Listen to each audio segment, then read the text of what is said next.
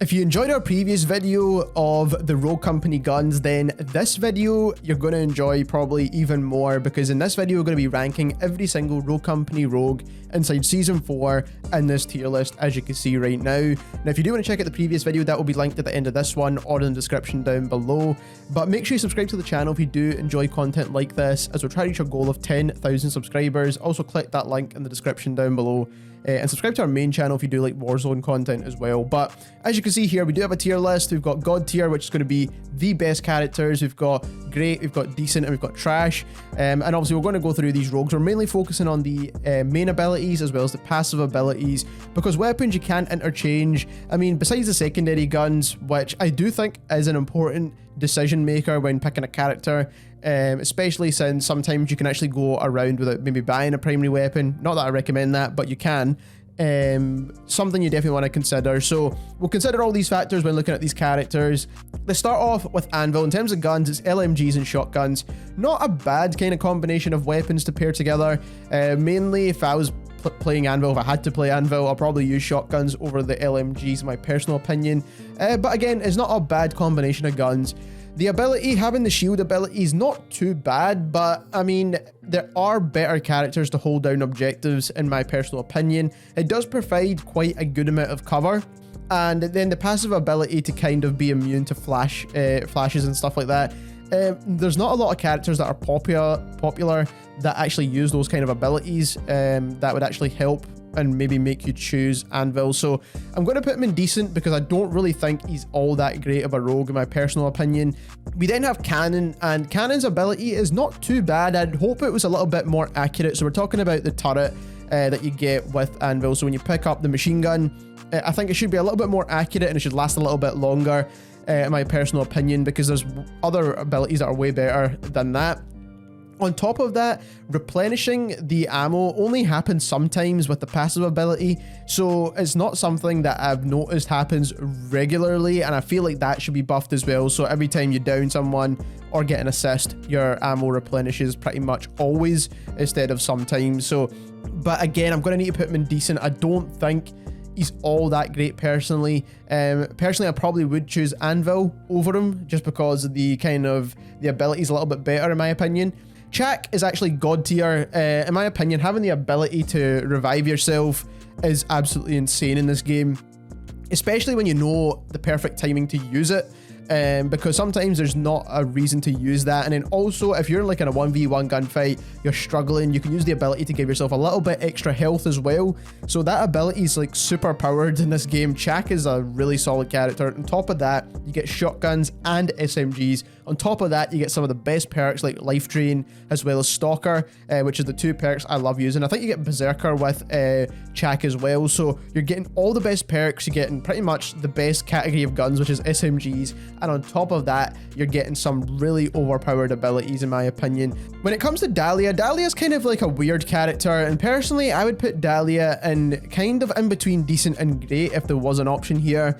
The reason for it is because the passive ability is really cool, just to steal another character's passive ability, which is amazing to be fair, especially if someone's chosen a character you like and then you don't really have any other options. So that is a really cool idea, but I would say I would like to have seen Dahlia to steal the main ability as well. And the reason for that, because I think it would change around how a game is played if there was able to have like 2 Scorches on one team, 2 Chaks on one team, 2 Switchblades on one team. I think that'd be really cool. Might be a bit overpowered, don't get me wrong, but I do think that'd be really cool to see. The revive ability is actually pretty good though, so that is why I don't want to put her in decent, because the revive ability is still pretty decent. So his gun options are okay. So the gun options are not too bad. Marksman rifles are pretty decent in this game too. The pistol is pretty good too. But in my honest opinion, the audio in Rogue Company is really good. Like, the audio is better than many other games that I've played before. Even third-person shooters as well. So you kind of know where enemies are coming from if they're within a certain radius of you anyway. So that is why I don't think Dallas is all that great, in my personal opinion. Now, if Dallas's ability worked like for the whole entire map and for a longer period of time, then I do think Dallas would be a better character. But other than that, I just don't really think he's all that great, in my personal opinion. And I do think his ability is kind of wasted. And then the passive ability just recharges the main ability. So even the passive ability is just going to help get you the main ability that you don't really need. So like I said, I just kind of think Dallas is not a very good character at all. When it comes to Dima, I do actually think Dima is actually a god tier character, in my personal opinion. Now, I know a lot of people might not use Dima personally because he's probably one of the first rogues you get, but I do actually think he's really good. The main ability with the grenade launcher is actually extremely powerful, especially if you're trying to capture an objective, enemies are sitting on it. On top of that, the perks are really, really good for Dima. You get Stalker, which is one of my favorites. You get Life Drain. You also get Berserker as well. So you've got all the really good perks. The passive ability is okay too. So if you damage enemies with an explosive, it reveals them for a short amount of time. That's not too bad. I mean, Dallas is basically a whole abilities that. So, I mean, Dima can do it in his passive ability. So you might as well just go Dima overall as a god tier character, in my personal opinion. The Fixer is one of the very few sniper characters inside Rogue Company. There's only a few of them. And I do think the Fixer's kind of trash, in my personal opinion. The reason why is that the main ability is a thermal optic. And it's actually worse than what Dallas's ability is, actually, in my personal opinion. Dallas can see enemies through walls, regardless of whether it's thermal or not. But you do need to have kind of some sight on your opponents to see where they are with Fixer. On top of that, the secondary ability, so the passive, isn't too great either. Basically having rounds that slow down opponents. Now, especially if you're using a sniper rifle, I don't really see how that helps all that much. If you're using something like an assault rifle or an SMG or something, it might help out a little bit. But again, the abilities are just not too great, in my personal opinion. The secondary weapon with the Fixer isn't too good either, especially considering the first weapon is a sniper rifle. So the Fixer is kind of trash, in my personal opinion. Next up, we have Glimpse. In my opinion, Glimpse is actually a great character. I actually put it slightly above Dahlia, in my personal opinion. Now, having the ability to be invisible is really good, first of all, but you do need to be strategic about how you use it. You can't fire and use the ability at the same time, of course. That would be completely broken.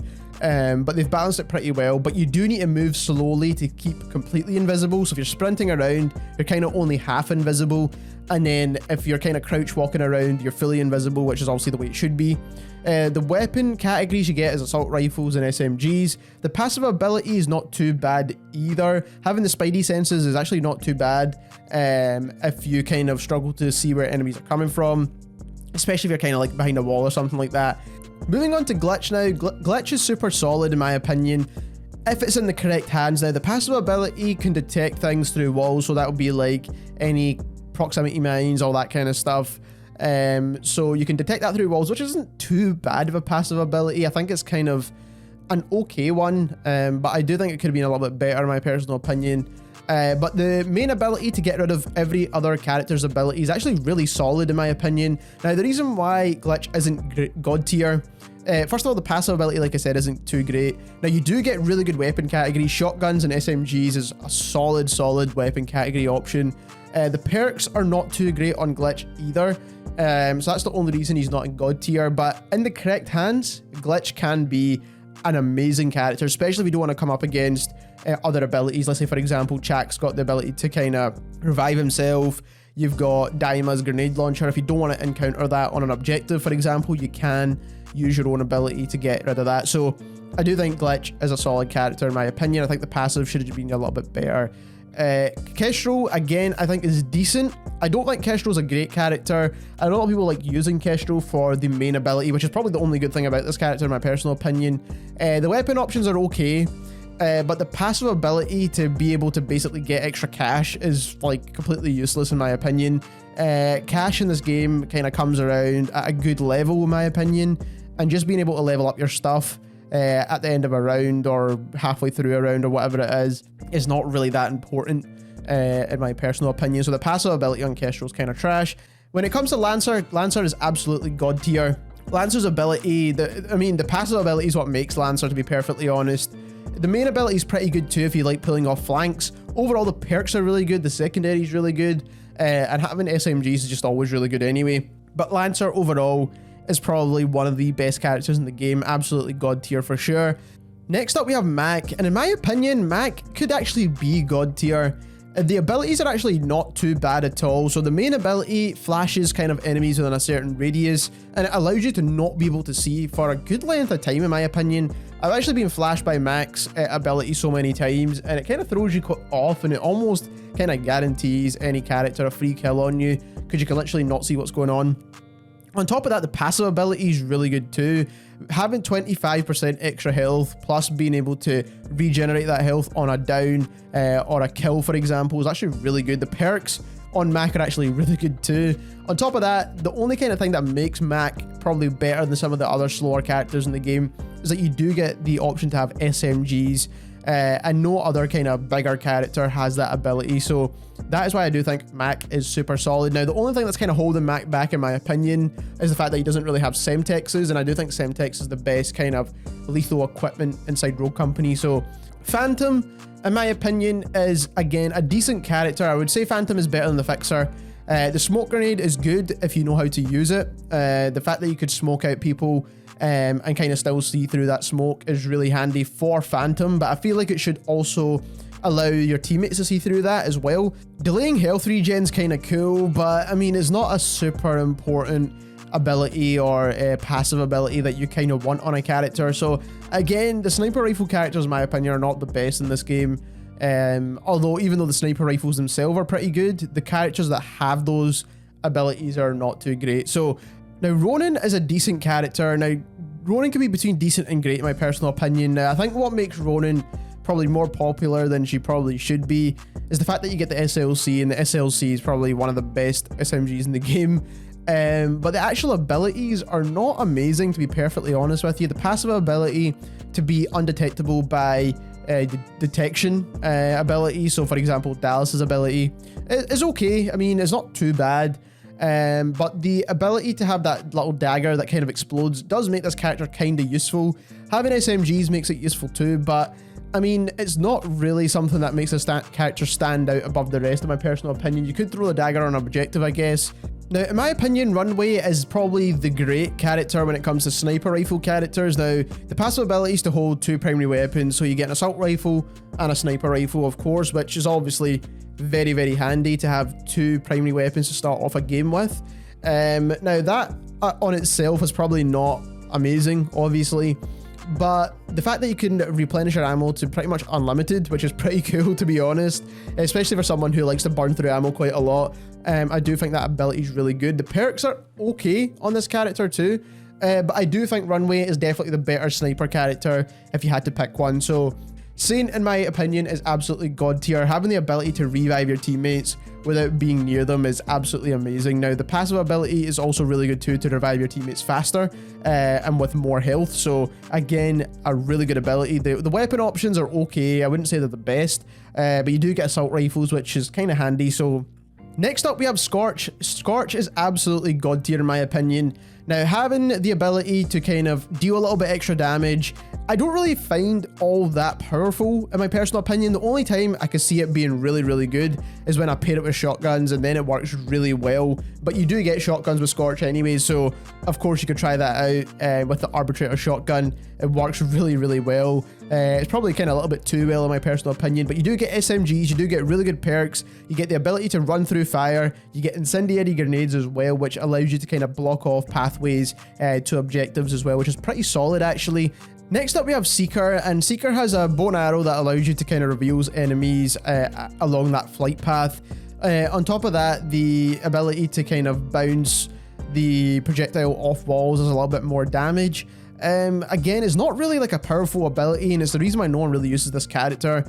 I do kind of think Seeker's kind of trash, similar to Dallas, but I would say probably Dallas is a little bit better because you don't really need to fire anything in a direction. You could just use the ability straight away. So Dallas would be probably the best character for revealing enemies, whereas you don't really need it, once again, in my personal opinion. Sigrid is decent. You get good weapon options. The shield's okay. I'd probably, in my personal opinion, choose Anvil over Sigrid. The reason for that is because the shield stays where it is with Anvil, and you don't really need to kind of worry about it too much. Plus, you don't need to kind of hold out your pistol for the whole time, as that would be really annoying. If you had the Spitfire or the Salvo pistol, or a slightly better pistol with Sigrid, I think it would be a little bit better, and she'll be a bit more powerful. But the fact that she's probably got the worst secondary in the game It kind of makes her not all that powerful in my opinion. She did get a bit of a buff though, so if you did like using this character, then you can use it. Switchblade, in my opinion, is an absolute great character. The main ability to have the RPG is extremely powerful when trying to capture objectives. Is really handy. The amount of times I've died to a Switchblade RPG on an objective is absolutely ridiculous. So definitely solid for the main ability. Weapon options are really good too. Assault rifles and SMGs, and then on top of that, the kind of perks are not amazing in my personal opinion. The perks are not that good, but it kind of makes up for it. The kind of passive ability is the kind of thing that I have an issue with. Basically getting extra movement speed after throwing kind of a lethal or tactical equipment is okay. I think it could have been a little bit better, maybe something a bit more unique. But I mean, overall, because of the main ability and the weapon options, I do think Switchblade is a solid character, especially for objective play.